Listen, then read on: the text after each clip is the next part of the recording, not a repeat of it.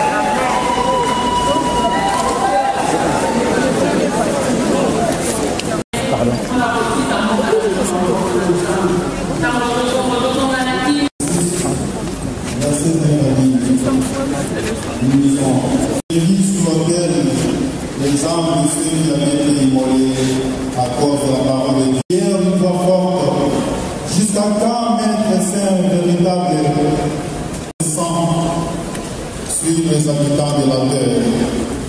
Aujourd'hui, Seigneur, avec les âmes des Congolais qui sont morts à l'est de notre pays, justement, avec toutes les Seigneur, donne doit être développé, pacifie l'être de la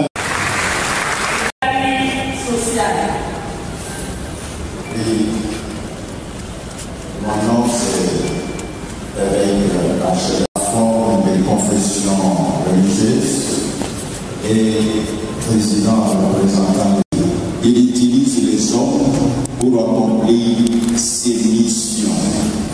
Quand nous parlons du leadership en République démocratique du Congo, nous voyons le premier des citoyens, le président Félix Antoine Tshisekedi, nous voyons les chefs de gouvernement, nous voyons le Parlement avec ses deux chambres, nous voyons les forces de sécurité, nous voyons toutes les personnes impliquées, qu'ils soient des gros tribunaux, qu'ils soient avec ces gens, afin que par comme pouvait être se placer au front et Moïse était à la montagne. Comme notre prière, c'est de dire afin que nous tous les Congolais derrière eux, c'est par là, dans la prière, j'en appelle aux autres, les amis de la politique, qu'ils puissent taire d'abord l'éternel et qu'ils se ensemble pour la cause de la patrie.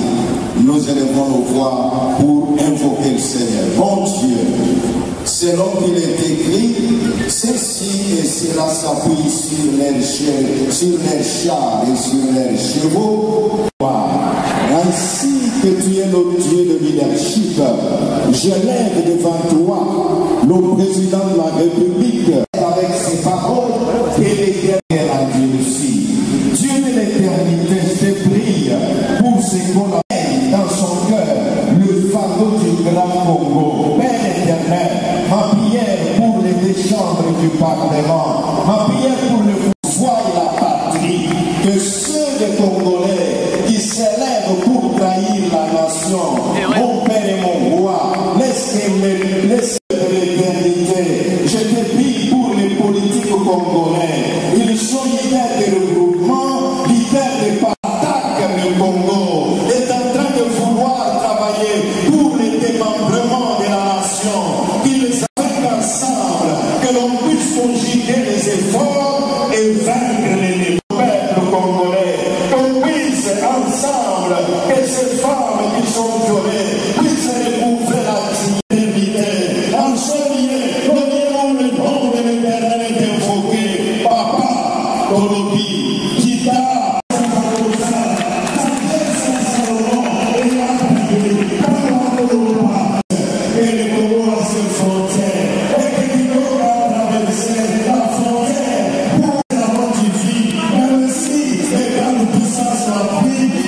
plus haute puissance, la puissance de l'éternité.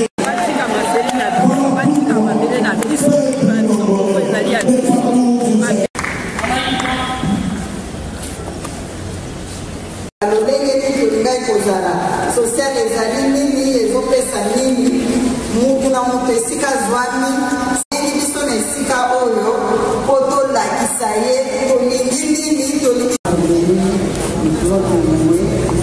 Nous avons voulu que chacun de nous puisse prier à haute voix ce qui concerne le social.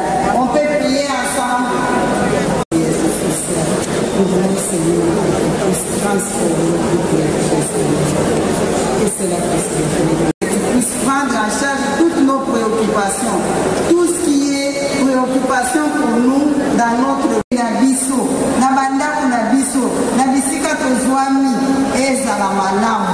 Yango na munga oyo moko na bete liboso bino bofungola munoko pona kusenga ngana sina yanolaki. Tike na maboko na na ngonga oyo. Tosengi bongo na kombo atata ya mwana pe ya elimu kusanta. Yango nazali kotika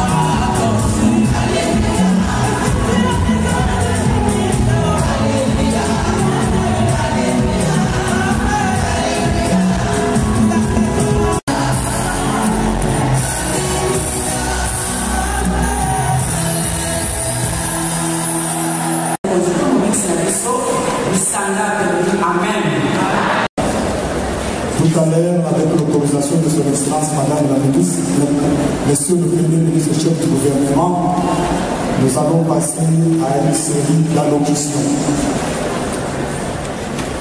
Nom de la société civile, mon du système des Nations Unies, mon de son Excellence, Madame la ministre du Genre.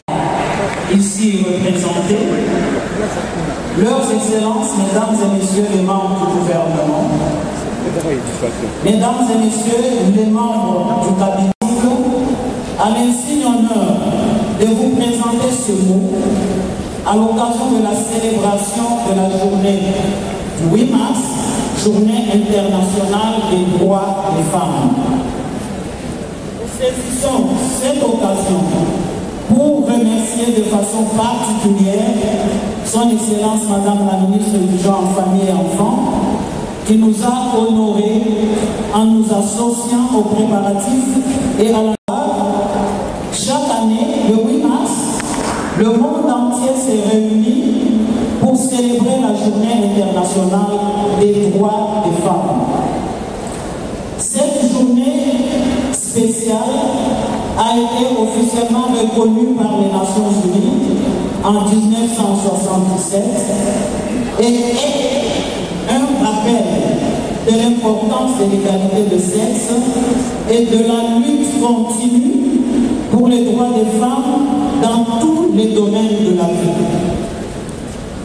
À l'échelle mondiale, chaque journée internationale des droits des femmes aborde un thème précis fixé par l'Organisation des Nations Unies et donnant lieu à de nombreux débats, activités, conférences, échanges, etc. Sur le plan national, en République démocratique du Congo, prenant appui sur le thème international, le ministère du Genre, en concertation avec les organisations et plateformes de femmes, définissent un thème national selon le contexte et les enjeux en présence. Le thème international pour cette année est investir en faveur des femmes, accélérer le rythme.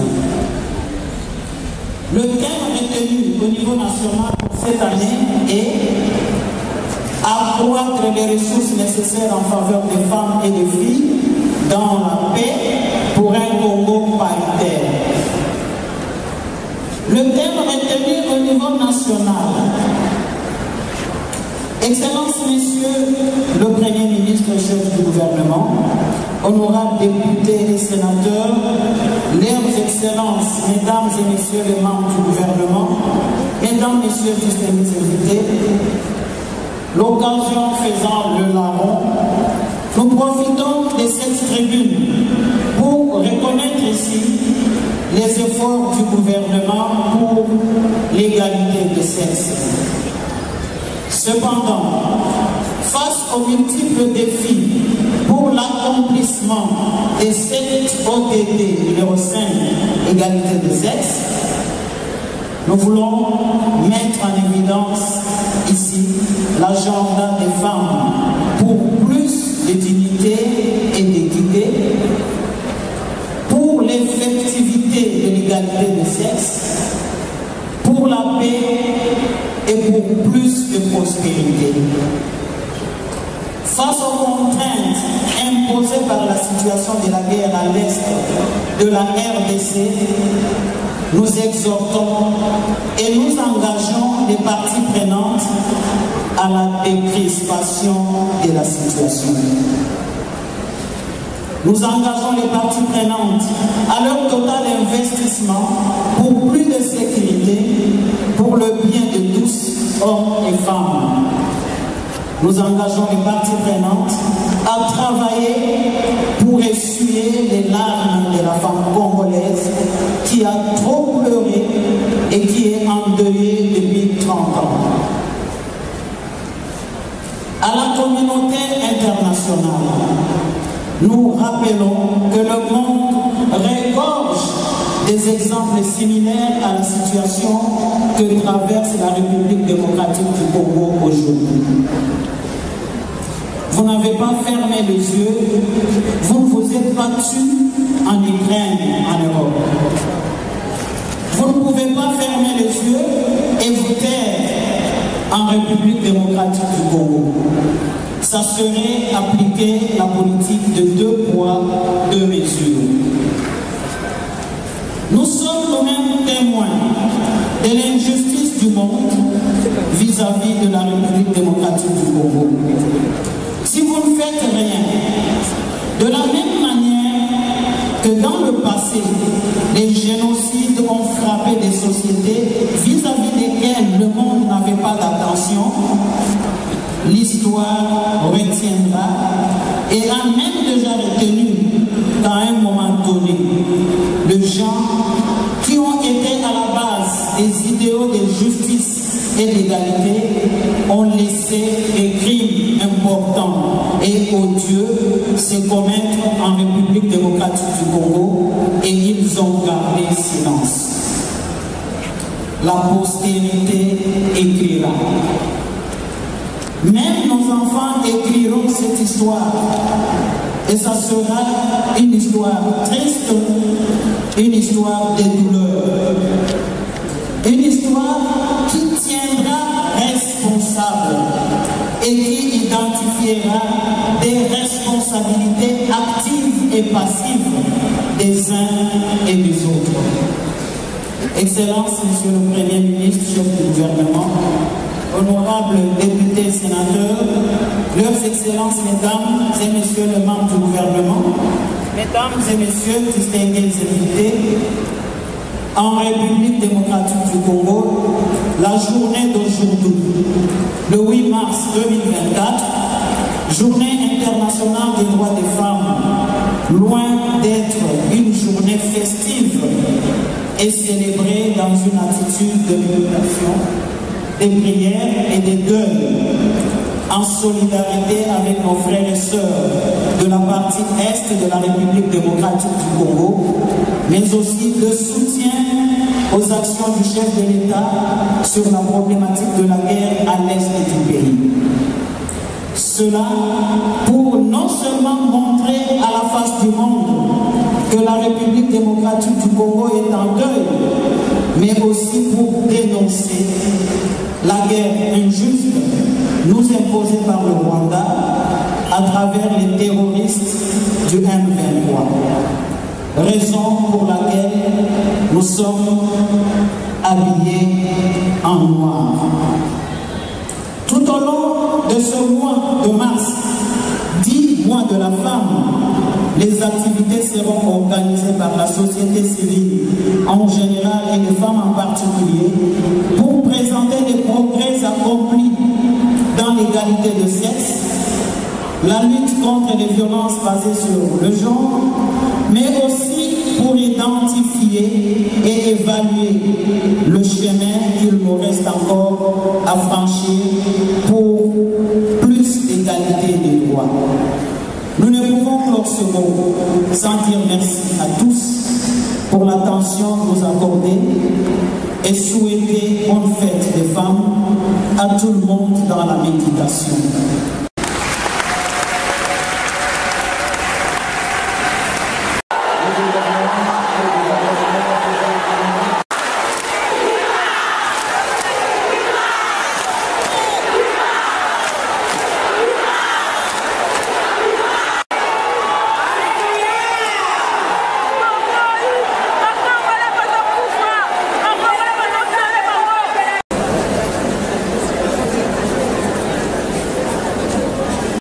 La maison du Seigneur, chers frères et sœurs, bonjour.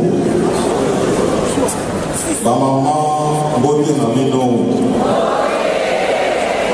Alléluia. Alléluia. Shalom.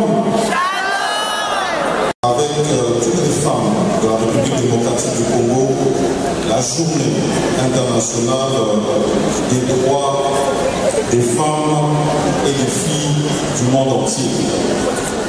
Il m'a été demandé de donner un mot d'encouragement. Et ce mot d'encouragement, je voudrais d'abord l'adresser à son Excellence Monsieur le Président ce jour. Ce mot d'encouragement pour son double combat. Combat pour la paix dont d'ailleurs il ne ménage aucun effort. Et le symbole de la masculinité positive. Et je pense qu'à ce titre, il mérite d'être ovationné. Après le membre du gouvernement, le premier doit aller à la réunion du conseil de ministres avec tous les membres de notre présents dans cette salle et nous allons continuer notre collecte.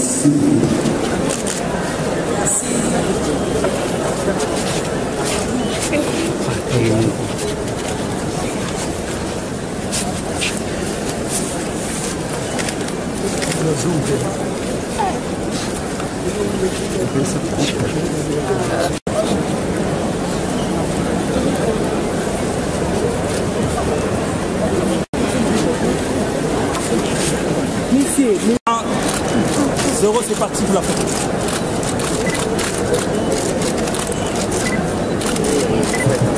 C'est bon? Merci, excellence. C'est bon. On va laisser les passer. D'abord, c'était bien pensé. C'est une initiative très louable qui vient de la ministre du genre, famille et enfants. Le fait d'avoir pensé à réunir toutes les femmes de la ville de Kinshasa, toutes les femmes de rang social, de classe sociale confondue, avec à la tête justement celle qui l'a représentée, la ministre de la Culture, avec, pour couronner le tout, la présence du Premier ministre, chef du gouvernement, qui était là avec nous pour célébrer justement cette journée du 8 mars, autrement que d'habitude, qu'à l'accoutumée. Et donc, en ce qui nous concerne, nous les femmes, en ce jour, vraiment, nous sommes appelés à une journée de réflexion. Nous devons mettre en tête que nous avons l'occasion de nous retrouver comme ceci et de célébrer différemment. Alors que les femmes de l'Est et même de Kwamouth et même de, par exemple, dans certaines autres provinces au Congo central et dans toutes les autres provinces que nous ne connaissons même pas encore, mais qui ont commencé déjà à être violées, à être agressées. Il y a trop de bruit.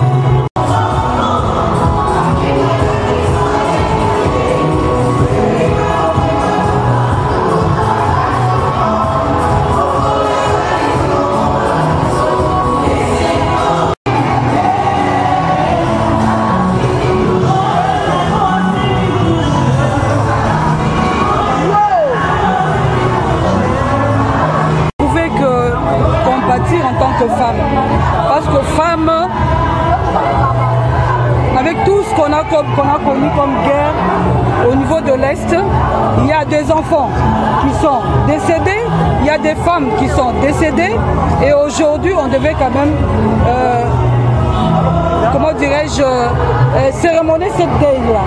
Raison pour laquelle nous avons participé, nous de l'ONATRA, et nous avons également donné notre contribution pour qu'on achète des petits trucs pour les gens qui sont à l'Est. Madame, la contribution de l'ONATRA, quels sont un mot d'encouragement à toute la population qui réside à l'Est de la République? Bon, la contribution que nous de l'ONATRA nous avons présentée cet après-midi, c'est une participation de toutes les femmes de l'ONATRA. Nous avons tant soit fait avec nos salaires contribués pour que nous puissions soutenir les femmes qui sont en détresse à l'Est de notre pays. Je suis Madame Betty Bolumbu, le directeur du département financier à l'ONATRA.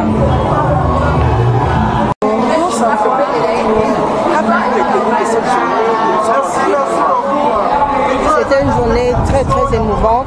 On a toujours fêté autrement la journée de la femme.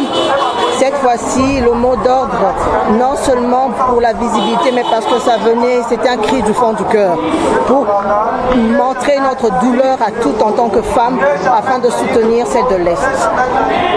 Et qu'est-ce qu'elle a fait apporter pour ces femmes de l'Est, le message? Comme vous savez, la la Fédération des entreprises du Congo n'est pas seulement un syndicat, patronat, mais c'est aussi une chambre de commerce. Et nous sommes de la Commission nationale des femmes entrepreneurs de la FEC. Nous sommes en charge des femmes dans le commerce démunies, celles qui se cherchent dans le microfinance. Et nous sommes aussi à l'Est. Nous avons nos bureaux à l'Est, dans toutes les provinces de la RDC selon l'ancienne configuration. Pour ça, nous sommes venus apporter notre soutien aussi auprès de ces femmes-là, leur dire que nous sommes une, que leur douleur est aussi notre douleur. Ce que nous avons apporté, c'est peut-être, ça paraîtra petit, c'est pas beaucoup d'argent, mais ça exprime beaucoup de choses, entre autres, couvrir la nudité. Nous voyons des images. Comment est-ce que ces femmes, elles ont des pagnes à moitié parce que, à force de courir, à force de s'échapper de la guerre, elles ont perdu tout ce qu'elles avaient. Nous avons apporté les pagnes afin que leur nudité soit couverte. Et ça, c'était vraiment notre expression de soutien, nous, femmes de l'Afrique. Merci.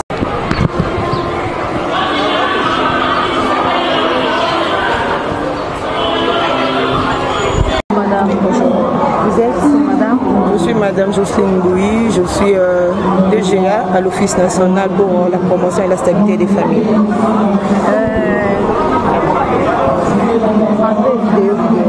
Madame, vous pouvez participer mais par au culte qui vient de se passer ici. En faveur de nos compatriotes, nos sœurs, nos frères qui meurent à Goma, à l'est de la République démocratique du Congo. Quel est le message clé que vous pouvez donner à ces culte qui vient de se passer?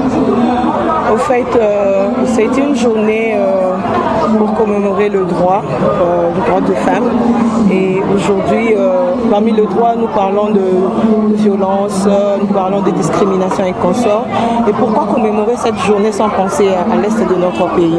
Parce qu'aujourd'hui, nos sœurs sont discriminées, sont violentées et sont victimes de violences sexuelles, sont tuées.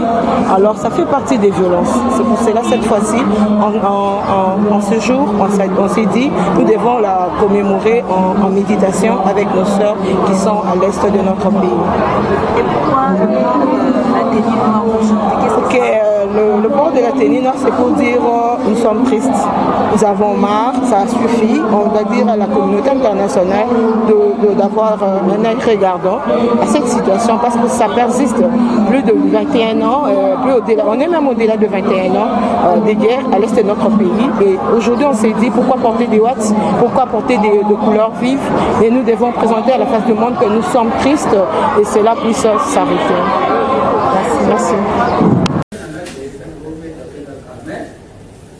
Retenez qu'il faut abandonner ça, ok? Ouais.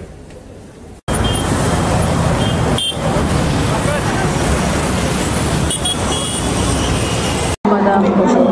Vous êtes madame? Je suis madame Jocelyne Bouy, je suis DGA à l'Office national pour la promotion et la stabilité des familles.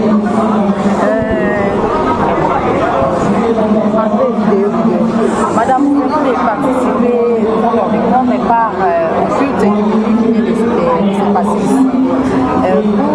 En faveur de nos compatriotes, nos sœurs, nos frères qui meurent à Goma, à l'est de la République démocratique du Congo. Quel est le message clé que vous pouvez donner à ces culte qui vient de se passer? Au fait, c'est une journée pour commémorer le droit des femmes. Et aujourd'hui, parmi le droit, nous parlons de violence, nous parlons de discrimination et consorts. Et pourquoi commémorer cette journée sans penser à l'est de notre pays? Parce qu'aujourd'hui, nos sœurs sont discriminées, sont violentées et sont victimes de violences sexuelles, sont tuées. Alors ça fait partie des violences. C'est pour cela, cette fois-ci, en ce jour, on s'est dit, nous devons la commémorer en méditation avec nos sœurs qui sont à l'est de notre pays.